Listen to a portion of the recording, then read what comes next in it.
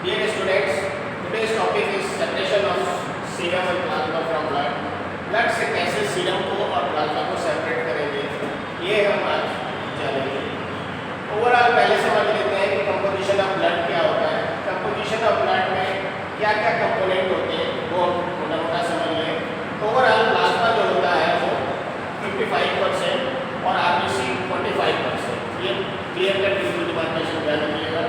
Plasma 55% में क्या है, इसमें लिक्विड पोर्शन होता है, इसमें water, protein, clotting factors, electrolytes and hormones होते हैं।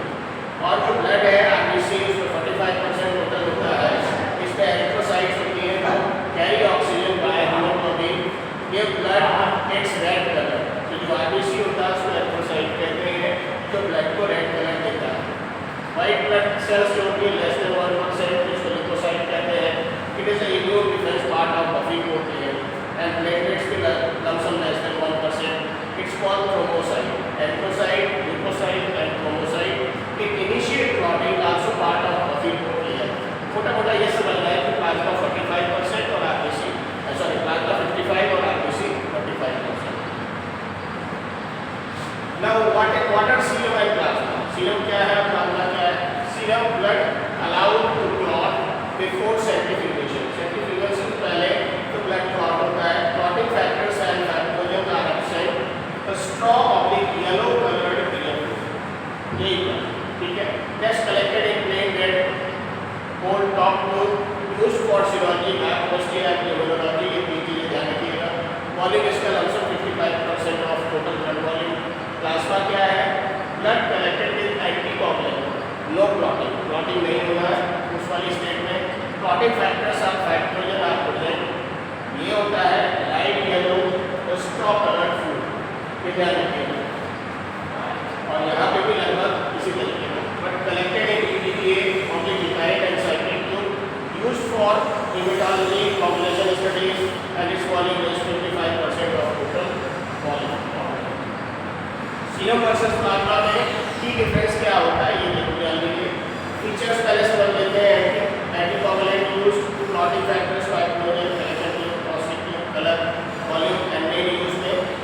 फर्स्ट ऑफ ऑल एंटीकोगुलेंट, इसमें कोई एंटीकोगुलेंट यूज नहीं किया जाता है, तो blood allow to clot, blood को क्लॉट होने दिया जाता है। तो उसके बाद जो पार्ट में बचता है वो सीरम है। प्लाज्मा में इसको क्लॉटिंग के लिए एंटीकोगुलेंट इसमें यूज किया जाता है, ईडीटीए या हिस्टैरिन या साइक्लिन।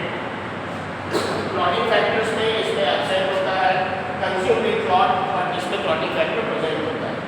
फाइब्रिनोजन इसमें एब्सेंट है, प्लाज्मा में प्रेजेंट होती है। कलेक्शन ट्यूब इसमें रेड या गोल्ड डॉट, इसमें पर्पल और ग्रीन या ब्लू डॉट। प्रोसेसिंग टाइम इसका होता है 30 से 60 minute.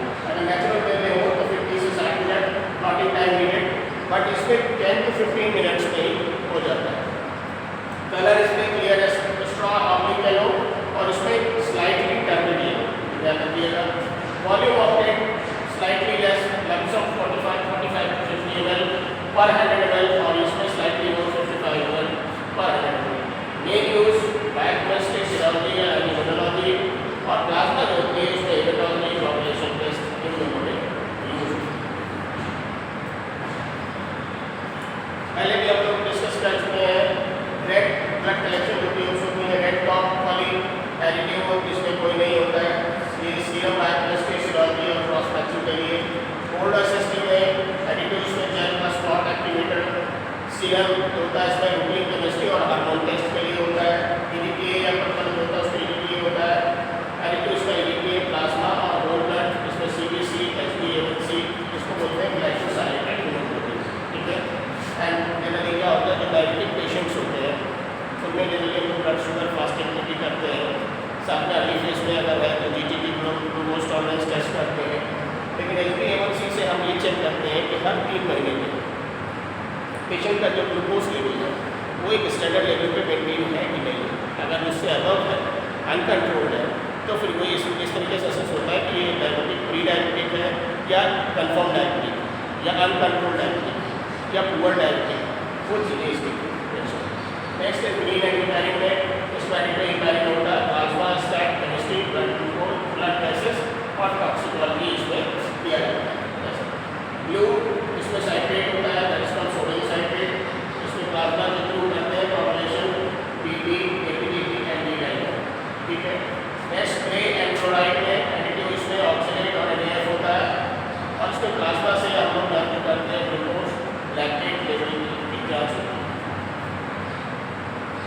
Now the serum separation step by step कैसे करेंगे? पहले ब्लड को कलेक्ट करेंगे, फिर इसको क्लॉट होने देंगे, फिर उसके बाद ring the clot, gently ring clot from new walls using wooden glass thick to create retraction, फिर उसको सेंट्रीफ्यूज करेंगे, फिर उसको सीरम को हार्वेस्ट करेंगे, carefully prepare the stock alerts supernatant into a clean label tube और उसके बाद इसको स्टोर करेंगे या एनालाइज करेंगे, यूज इमीडिएटली और स्टोर 2 से 8 डिग्री सेंटीग्रेड शॉर्ट टर्म के लिए। प्लाज्मा सेपरेशन कैसे करेंगे? Step by step. First of all collect blood, mix gently, centrifuge करेंगे, फिर उसके बाद ऑब्जर्व करेंगे लेयर्स को, जिसमें 3 layers from plasma, buffy coat and dead cells मिलेंगे। सबसे ऊपर इसमें टॉप पे प्लाज्मा रहेगा, मिडिल में ऑफिकोट रहेगा,